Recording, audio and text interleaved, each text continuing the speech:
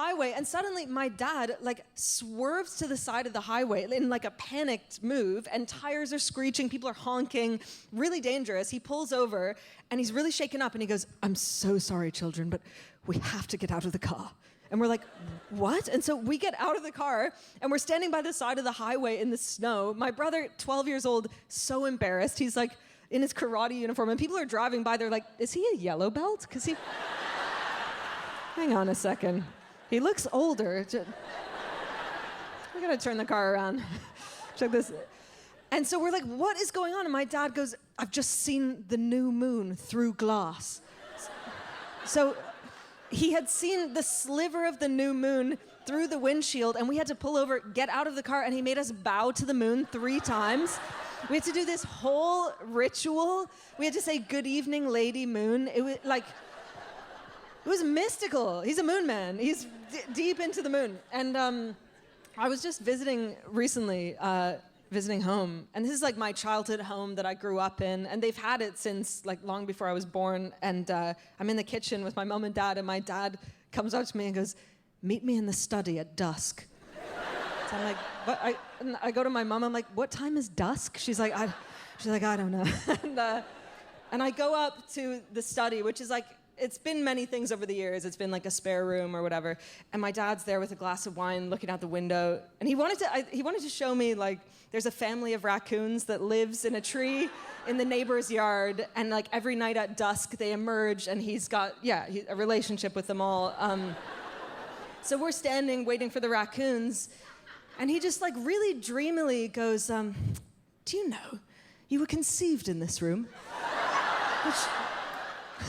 And so I was like, "Oh," and I don't like to shut him down when he's being vulnerable. So I was like, "Wait, you remember the specific night that I was conceived?" And he said this phrase, which truly has haunted me ever since. He said, he goes, "Yes, of course I remember it. I remember it well." This was what he said: "The moonlight shone in over your mother's bottom."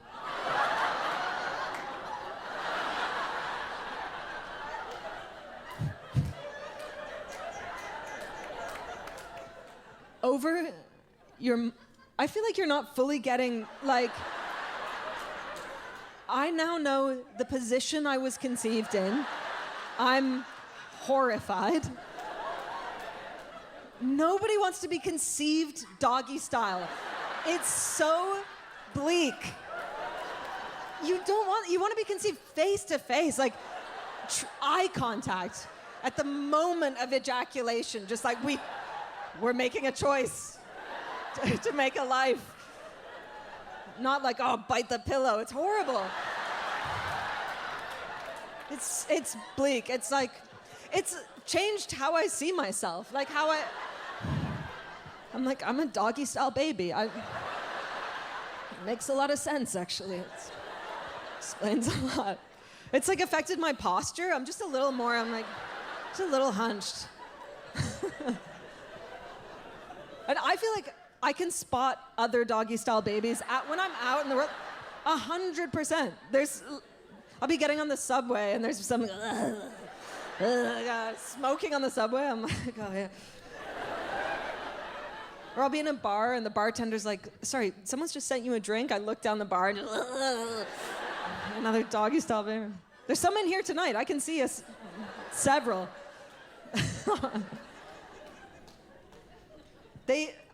Every time I go home to visit, something like this happens. Something that like derails my grasp on reality. Like, okay, my parents have this anecdote, and it's a story they've been telling my whole life. Like once a year, they'll have a few drinks and they'll tell this story at a dinner party or whatever.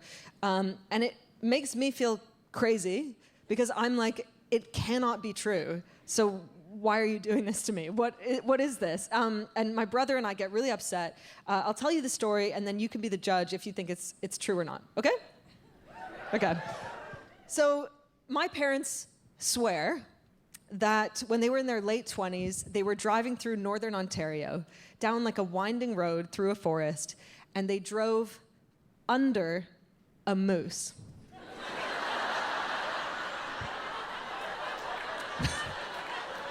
They swear. They swear. My mom says they were driving down this winding road. The moose was horizontal on the road, and they drove under its belly. It makes me feel I'm like, what are you talking about? And so she does a sound effect of the sound of the belly fur of the moose gently grazing the roof of the car. Like just like, can you imagine? It makes me feel insane. It makes me feel crazy. And it makes my brother irate as well, because so the last time I was visiting, me and my brother were like, we need to get to the bottom of this. Like, we need to find out if this is even possible. So we did research, and we found out the height of a Toyota Tercel. So that's the car they were driving. So the height of the roof of the car. We Googled, like, the largest ever recorded moose. And the infuriating thing is, it could just have happened.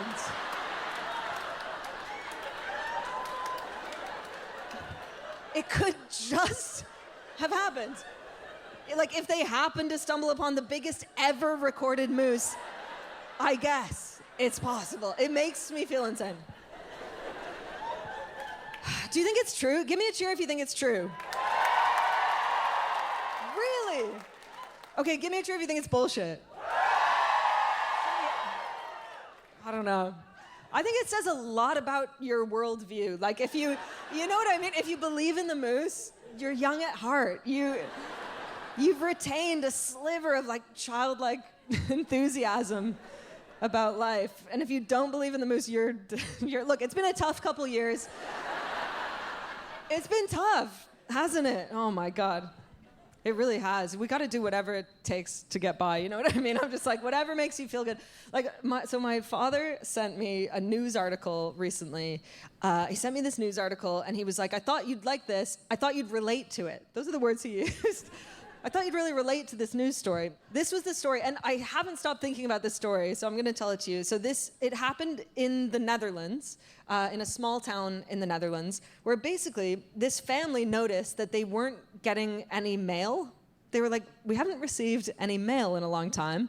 Weeks start going by. Then they're like, wait, we're not even getting, like, our bills or, like, pamphlets in the mail. This is really weird. So they go to their neighbors. They're like, hey, are you guys getting your mail? They're like, no. This is so weird. Not for so long. So they go to the post office and they speak to, like, the boss, the mail boss. you know, the mail boss that you have to defeat to pass level 10. He's like, ugh. And so they're like, look, we're not getting any of our mail. What's going on? He's like, okay, I'll look into it. And he goes to speak to the mailman who's responsible for that block. And I can't remember the mailman's name. So we'll call him, like, Gary. We'll call him Gary. So he's like, Gary, these people are saying that they're not getting any of their mail. What's going on? And Gary's, like, weirdly defensive right away. Like, he's like, well, I don't know what to tell you. I'm the mailman. I deliver the mail. If they're not getting mail, it means no one's writing to them. Sorry, don't know what to tell you. They're like, okay. So the mail boss is like, okay, Gary, but privately to his coworkers, he's like, what's up with Gary? Like, Gary's being really weird. So they decide they're going to keep an eye on Gary and just investigate the sitch. And so the next day, Gary comes to work, and first red flag, he picks up the mail and he gets in his personal vehicle, not the mail truck or whatever. He gets in and he drives out of town. So they're like, fuck. And they've followed him. They follow him. And he drives into the forest in the Netherlands. And they follow him at a distance. They watch him park. They park. They're keeping an eye on him. They see him get out of the car. He takes the bag of mail. He goes into the woods. He's gone 45 minutes. He comes back out with no bag, gets in his car, drives away. So they go in after him into the forest. And imagine this. This is the sight they're confronted with, okay? Beautiful dappled sunlight, you know, a mist rising from the moss. There's a lone moose, huge moose in the background, just towering over the trees, truly. And they see, as far as the eye can see, there are hundreds of piles of freshly turned earth, little in neat rows stretching through the forest. And they brush the dirt up. Gary's been burying the mail. He's been burying the mail for ages. Like, this has obviously been going on a long time, and it's now, like, amped up. So, like, fuck. And they approach him the next day at work, gently, they approach him gently. They're like, hey, Gare, like, we noticed you've been burying the mail. And we were just wondering, why are you doing that? And in the news article, this was the direct quote from the mailman in answer to the question, why are you burying the mail? This is what he said. He said, I did it once. It felt good. And now it's just kind of what I do. I love him. He's my hero. Guys, Gary went to jail. He went to jail for 8 months. Yeah, you can't fuck with the mail. That's a federal offense. He went to jail, and I wanted to like write him fan mail in jail, but then I was like, I don't want to stress him out because he'll be like, oh, I want to bury it.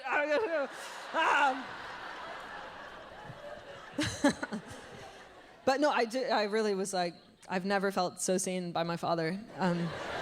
That's.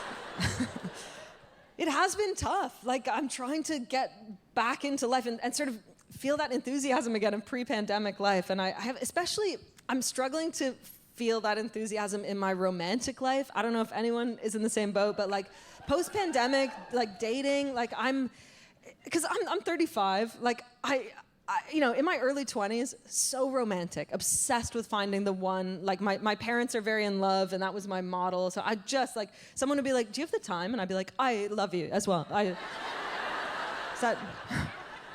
I want to go with you. Where are we going? And now I'm just a bit like, I don't know.